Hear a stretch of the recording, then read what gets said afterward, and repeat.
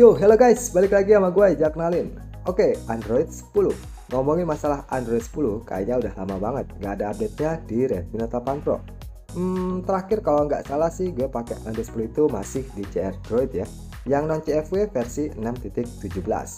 Nah, kebetulan kemarin Nusantara Project juga ngerilis versi Android 10 di non CFW, yaitu Nusantara Project LTS.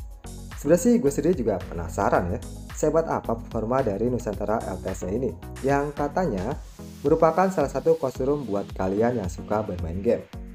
Nah, oleh karena itu guys, di video kali ini gue akan review kostum Nusantara Project versi LTS, dan di akhir video nanti, gue juga akan kasih tutorial ke kalian nih, buat cara penginstalannya.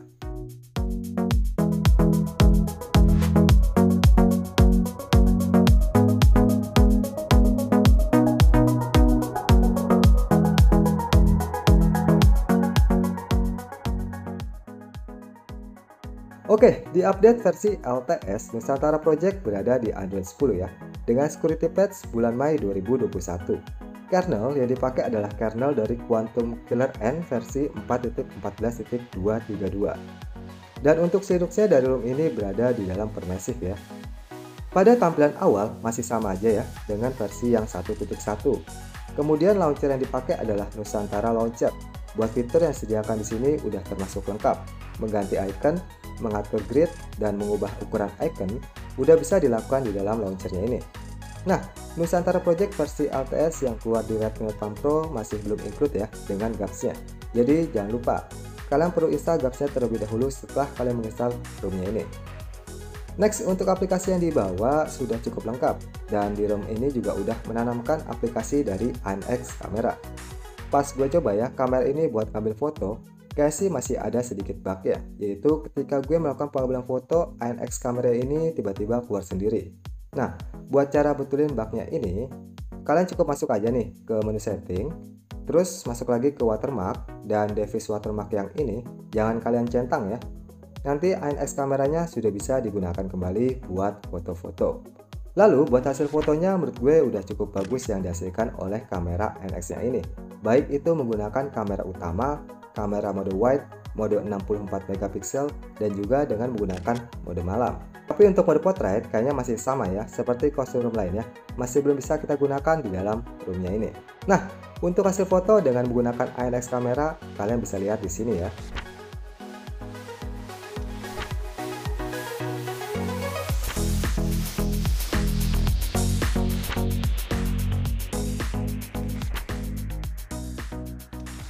Di bagian KS Panel, Nusantara LTS udah didukung dengan kostumisasi yang cukup lengkap, seperti kostumisasi background image, kostumisasi kecerahan layar, kostumisasi KS Tint, dan juga kostumisasi animasi di setiap ikonnya ini. Lalu untuk fitur yang disediakan di sini juga udah cukup lengkap. Suite data, Cafe-in, Airplane, dan fitur lainnya udah bisa berjalan dengan baik di dalam ROM-nya ini. Oh ya, buat kalian nih yang mau pasang modul FPS, kalian tinggal pasang aja ya, karena kernelnya ini tuh udah support buat modulnya itu. Selanjutnya kita masuk ke bagian menu setting. Di bagian menu setting emang cukup berbeda untuk tampilannya dengan Nusantara Project yang ada di Android 11. Tapi kalau masalah kostumisasi yang ada di dalam Nusantara Wings nggak jauh berbeda dengan Nusantara Wings yang ada di Android 11. Contohnya seperti pada bagian menu tema, terdapat 9 tema yang bisa kita gunakan di dalam menunya ini. Terus, di sini kita juga bisa mengganti aksen warna dengan menggunakan RGB color-nya ini, yang bisa kita sesuaikan dengan selera kita masing-masing. Lalu untuk font, yang disediakan di sini juga udah lumayan banyak ya. Nah, buat kalian yang bosan dengan tampilan dari navigasi bar yang itu-itu aja, Nusantara Wing menyediakan banyak pilihan tema yang bisa kalian gunakan di dalam menunya ini. Untuk kostumisasi lainnya, selebihnya masih sama aja ya, dengan kostumisasi Nusantara Wings yang udah pernah kita review di video-video sebelumnya.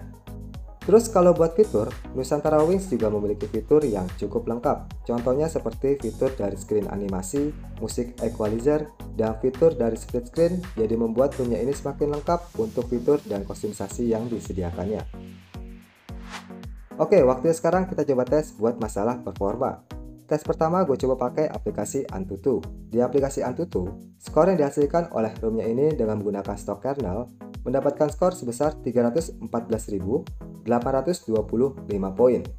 Kemudian pengisian kedua gue coba tes di aplikasi Geekbench. Untuk single core mendapatkan 506 poin dan multicore-nya mendapatkan 1631 poin. Lalu pengisian terakhir gue coba tes di aplikasi Throttling. Mendapatkan skor dengan rata-rata di 192 gips dengan performa maksimal di 195 gips dan minimalnya di 183 gips. Kalau dilihat-lihat dari skor yang dihasilkan oleh ketiga aplikasi tersebut, memang terlihat bahwa ROM ini tuh dengan menggunakan stok kernelnya udah cukup mantul ya buat masalah performanya itu. Jadi pas gue coba tes bermain game PUBG di settingan smooth extreme, pas ROM ini tuh nggak bikin gue kecewa karena dengan menggunakan mode performa, ROM ini sudah bisa memainkan game PUBG dengan cukup lancar. Terus ketika lagi asik-asik main juga jarang gue ngerasain yang namanya lag dan patah-patah. Dan sambil ngerekam pun ROM ini sudah bisa memainkan game PUBG dengan cukup lancar selama kurang lebih 1 jaman. Kemudian untuk masalah daya tahan baterai, ROM Nusantara LTS juga cukup mantul untuk masalah daya tahan baterainya. Ngegame 1 jaman, mesos dan juga internetan, ROM ini sanggup bertahan kurang lebih dari pagi sampai sore. Nah, yang terakhir untuk penginstalannya, oke, buat yang pertama kalian siapin dulu nih bahan yang udah gue taruh di dalam deskripsi video ini. Terus kalau udah siapin, jangan lupa ya, kalian backup terlebih dahulu semua data penting punya kalian. Karena ketika kita pindah ke Nusantara Project LTS, data kita nanti akan hilang semua. Jadi kalian wajib backup terlebih dahulu data penting kalian. Oke, kalau semua hal sebelumnya udah kalian lakukan, sekarang waktu kita eksekusi nih. Kalian bisa matikan handphonenya terlebih dahulu. Terus masuk ke dalam TWRP. Selanjutnya masuk lagi ke web. Lalu masuk ke advanced web. Nah, di sini kalian centang Dalvik, sistem, vendor, chat, dan data. Kalau udah, tinggal kita swipe aja. Habis itu, kita balik lagi ke menu awal. Terus masuk ke tab install. Masuk lagi ke folder tempat kita menyimpan bahannya. Lalu untuk penginstalan yang pertama, kita install dulu nih Migration Tool Begonia terlebih dahulu. Kemudian kita swipe. Selanjutnya kita kembali lagi. Lanjut lagi kita install ROM Nusantara Project LTS Android 10-nya. Kemudian kita swipe.